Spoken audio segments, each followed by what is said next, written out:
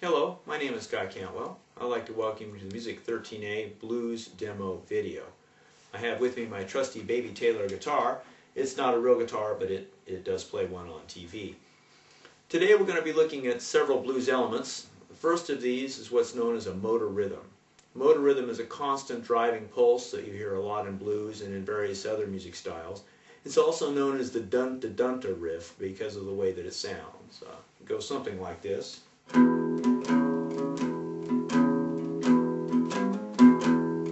lot of ways to play it.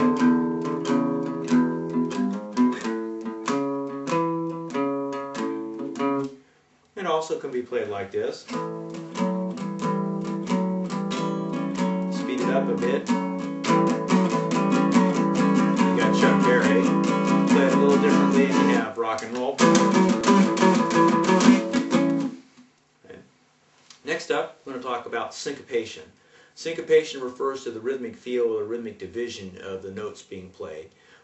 Syncopation is a long, short sort of a feel. And this differs from classical and other pop styles which tend for more of an even approach to the notes. Syncopation also forms the basis of what was known as the hot rhythm in jazz and are the rhythmic characteristics of what's known as jazz eighth notes. They also have a little bit of an uneven or a lilting quality. Here's an example of how a classical musician might approach this scale. Notice the even rhythmic division of the notes. Here's a more syncopated approach that might be favored by a blues player.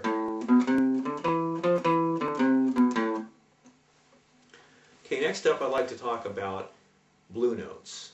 Blue notes specifically are flat 3 and flat 7. Nobody cares about these particular aspects except musicians, but even the casual listener can hear the difference. Blue notes are the main defining characteristic of the blues and also of the rock style, and they separate it from most other styles of pop and certainly from classical music. If we take a chord here, a classical musician might play a scale such as over this particular chord. They might improvise around and around.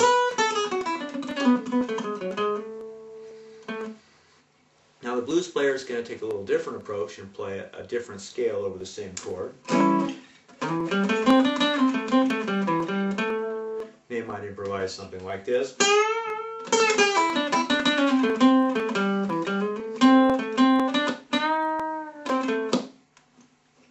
Next up, I'm going to talk about, before I leave the blue notes, let me mention the tension device here. Here is the note in the chord. Here's the blue note that gets played over the top of it. Now notice that when the two of them are played together, they sound like this. This is a very tense dissonance, which is avoided in classical and many styles of pop music, but is an essential part of the blues and rock sound. Next up, we're going to look at a 12-bar blues progression. Now we're going to listen to this a little later in some other listening examples in the chapter, but I thought it would be good to sort of get your feet wet with here with just a basic acoustic guitar and a strum pattern. A 12-bar pattern consists of 3 phrases of 4 bars each. The first phrase is built on the 1 chord, which is fairly low. The second phrase is built on the 4 chord, which steps up a bit. And the third phrase is kind of an answer to the first 2 phrases. It starts high and then steps back down and moves into the very last part of the form, which is known as the turnaround. I'll play a little bit and describe as I'm playing. Here's the first phrase. Okay, we're going to move to the second phrase, step up.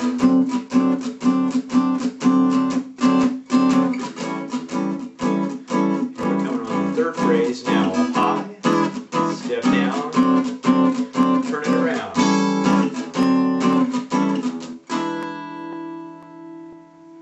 Okay, give me a second. I'm going to tune this guitar a little differently, and I'm going to come back and take a look at bottleneck and slide styles.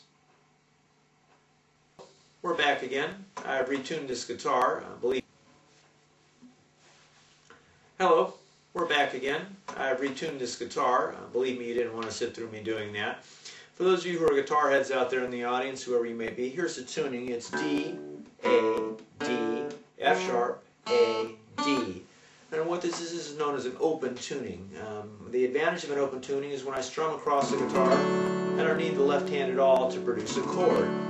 This makes it possible to play the guitar in a style known as bottlenecks, or eventually slide playing. This is an actual bottleneck. It's been a piece of a bottle that's been pruned off of here. The necks of the bottles, such as a whiskey bottle, a courtesan medicine bottle, sometimes even a pocket knife were used to produce the effect.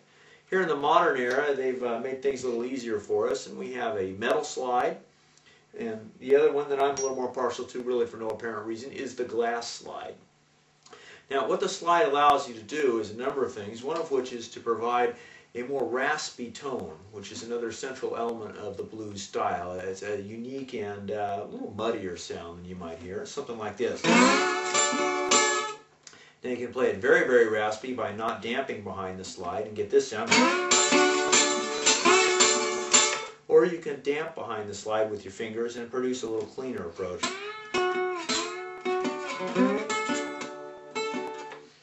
I'm going to play through the 12-bar pattern now using the slide. You notice that I won't need to fret much with my left hand due to the tuning of the instrument now, and allows me to do other things, other creative and more expressive things with the left hand. Here we go.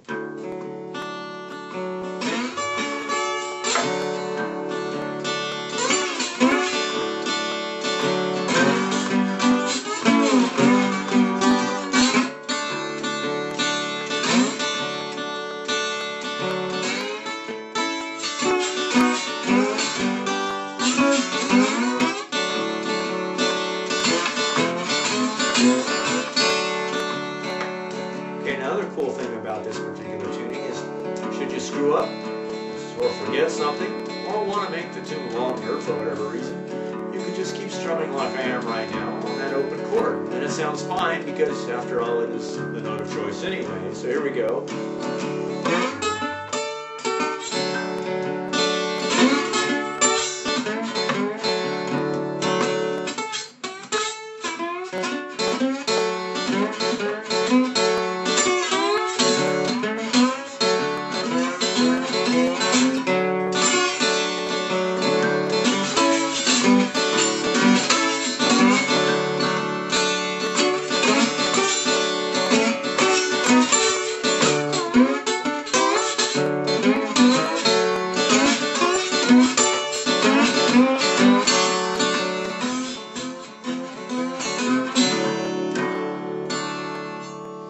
That's probably enough slide guitar for now. Now let's take a look at some of the masters in this style, in this particular style of guitar playing, including Charlie Patton and Robert Johnson.